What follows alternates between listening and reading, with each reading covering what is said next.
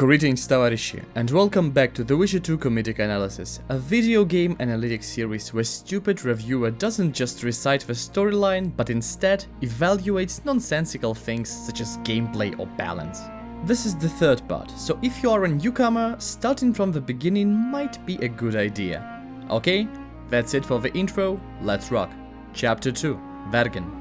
Oh, you touch my tra-la-la. As we all know, witchers don't meddle in politics, but when your story has more politics than my family's Christmas dinner, a question rises. How to make a player experience some of this politics firsthand? CDPR's answer is simple. Let him play as a goddamn king for a while. And here we are, deciding the fates of thousands, and as all civilized parleys do, this one ends with a fight. Here we also see how it feels to be a human enemy in this game. You are slow, you're clunky, and you will be stun-locked to death if caught out of position. Now the regular combat system doesn't look that bad, huh? But this is not a problem. Yet. In the final part of the chapter we will have several 1 versus many fights using this mechanic. That's where the real pain will be brought. Some people are upset that even if you win flawlessly, you will lose in a cutscene, and I can understand them. Ignoring players' input is a risky thing to do. So maybe if CDPR didn't want to make 2 cutscenes like From Software did in Sekiro, they should have made a more neutral one. Stannis' injuries are irrelevant immediately after, so there is no problem in cutting them. It's just a flesh wound. After that, we have a needlessly long tour through the literal hell, as we follow a slow-ass owl and even slower-ass NPCs. 5 minutes of watching enemies die as they enter your safe bubble, disrupted 3 times by irrelevant ghosts. A bit of filler gameplay that could have had some more active action. If you remember, we had an almost identical sequence at the beginning of a previous chapter. There we at least had someone to fight. If you think that it is not that bad, don't. You have to do this at least 2 more times throughout the chapter. I hate flying through fog. But for now, you go through the fog gate and again have freedom you can't do anything with until you go to the quest marker. Couldn't they just cut us to it? People generally prefer to ignore the main quest and explore first, so giving them such useless freedom. Why? After a 10-minute cutscene, we are free to do whatever. Level design-wise, this chapter is a hub city with several branching paths leading to quests. The city may look intimidating with all this verticality and alternative routes, but that is only to create screenshot material. In practice, the map is pretty simple, and all these paths make it really convenient to navigate. Global map, though, is somewhat confusing. Yeah, walkable paths are framed with these little ticks, but it is inconsistent and overall such presentation is not easy for the eye. Also, there is a lot of detail on areas you can't go to.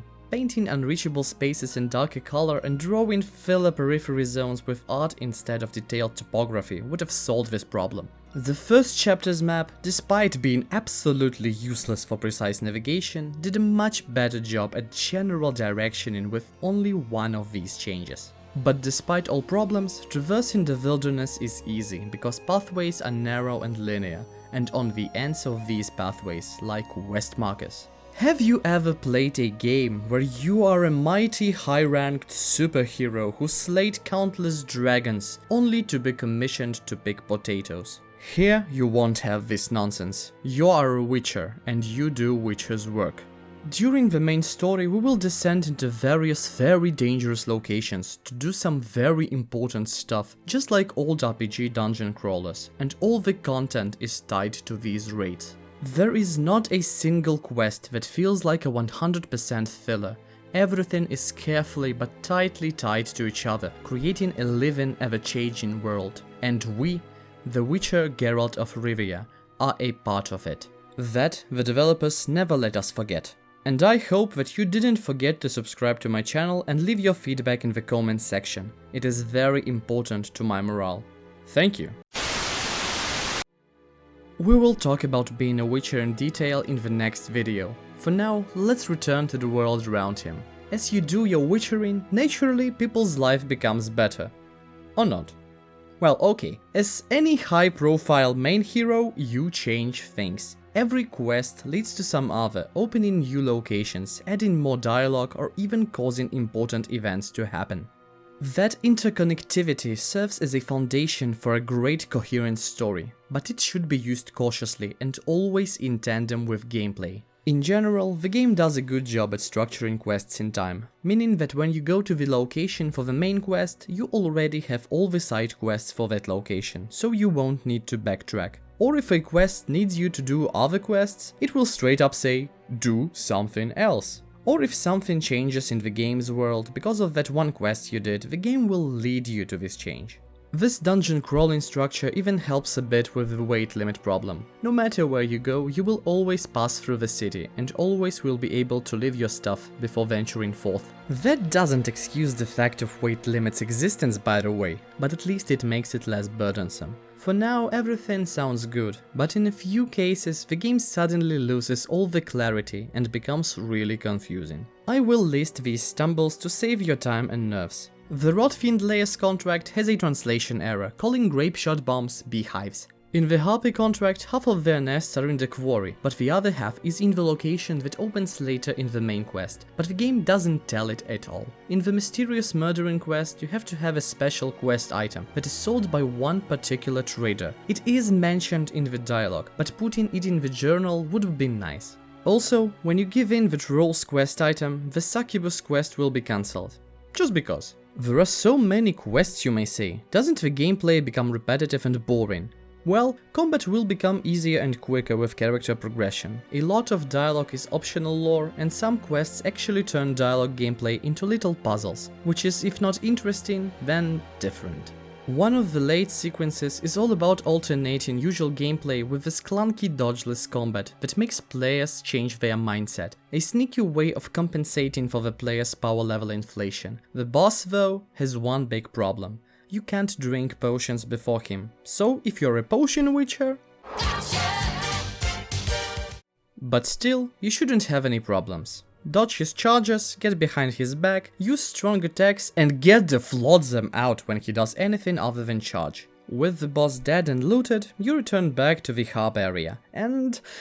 well, the rest of the chapter is just watching cutscenes and killing fools on the same boring walls. And one time killing fools underground, just to be destroyed in the cutscene so anticlimactic that even I can't defend it.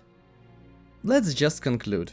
We can see that CDPR were really trying to make things more interesting gameplay-wise. They changed a point of view character for a while, spiced up the combat system, added a few puzzles, but all that ultimately becomes all cutscenes and dialogue again. Don't get me wrong, the story is incredibly deep and complex. The world feels alive. Geez, almost every single random NPC has a name in this game. Which actually makes the gameplay a bit worse, because usually an NPC having a name means "Yo, there's a quest over here!" Remember how I said that when going for a story you should not forget about the player. In this video I talked almost exclusively about the world around Geralt for a reason. This chapter is not about us. We're just an insignificant witcher killing monsters. This chapter is not about us. It is about all who are around us. We start the chapter in another person's body. There is one moment when we pick a dialogue line, but another character speaks it. There is a location where we watch other people's dreams. In the end, we experience other people's worst nightmare come true.